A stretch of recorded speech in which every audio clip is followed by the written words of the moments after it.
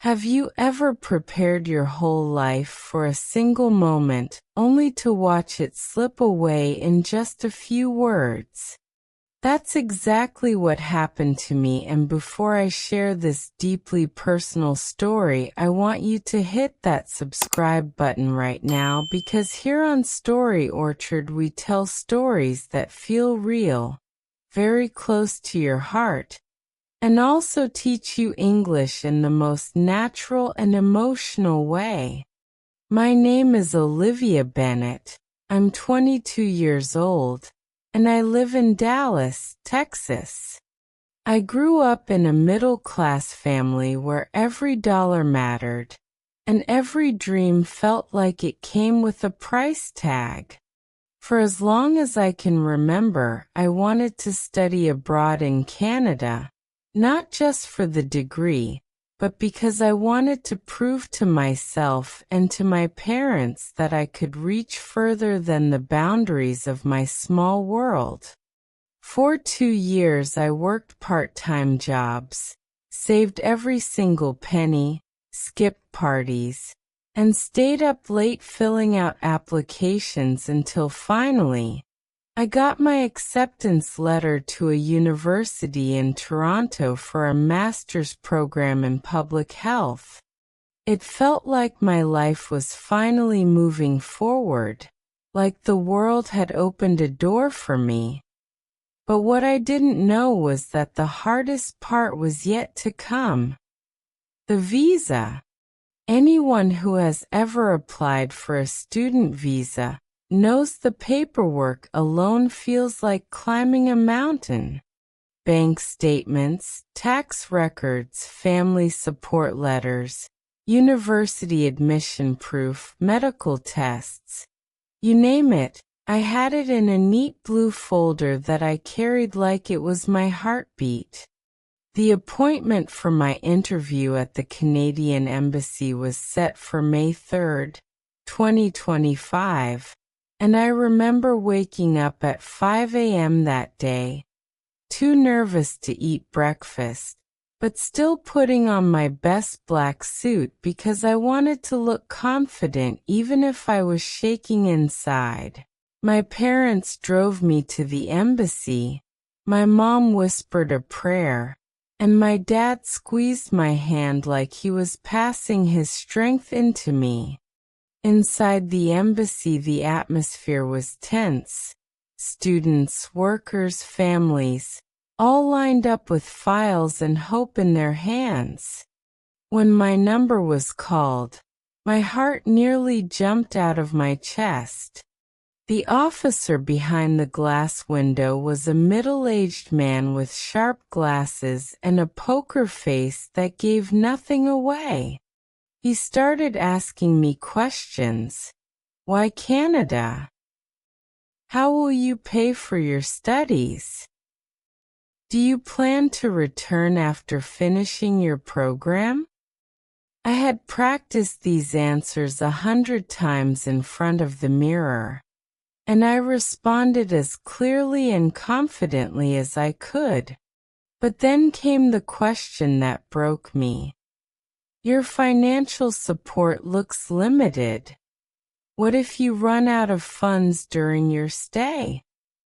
I explained that I had savings, a scholarship covering part of my tuition, and family support, but I could see his eyebrows tightening, his pen pausing like he wasn't convinced.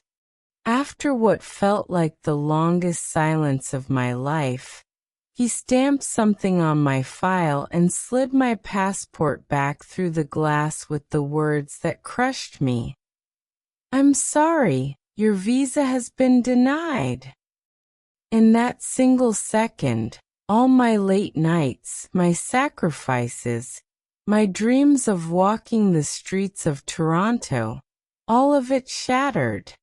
I walked out of that embassy in a daze, my mother's hopeful eyes searching my face until she saw the tears welling up. And then she just hugged me without saying a word. My dad stayed quiet too, his silence heavier than anything he could have said. At home, I locked myself in my room and replayed every second of the interview, questioning every word, every breath, asking myself, was it my fault? Was it my accent? Was it my confidence? Or was it just bad luck? And then came the hardest part, the messages from friends asking how it went.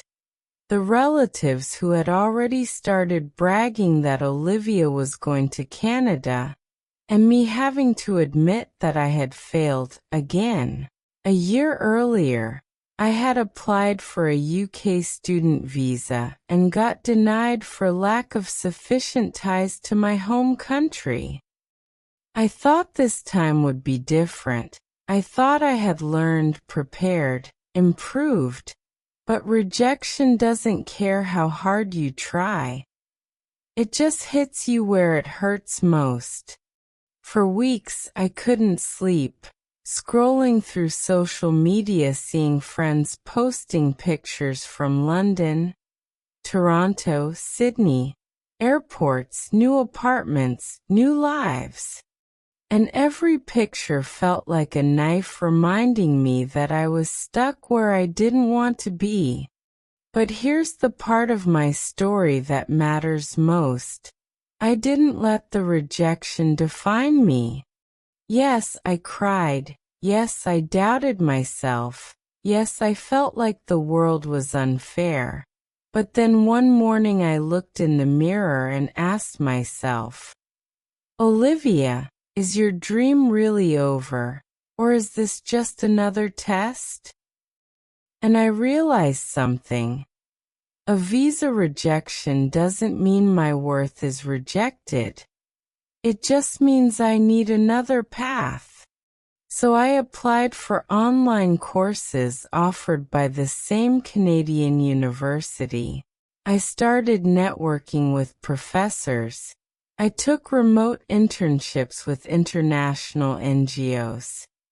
And slowly I began to build the career I had once thought was only possible abroad. And while I still dream of one day holding that visa in my hand, I no longer see rejection as the end. It's just a redirection. So to anyone watching this who has faced the sting of hearing, visa denied again, please listen. You are not your rejection. Your dreams don't end with one officer's stamp. Your journey doesn't collapse because of one closed door. Maybe your path is different. Maybe your timing is different. But your future is still alive if you don't give up. No matter how many times life says denied, hope will always whisper, try again.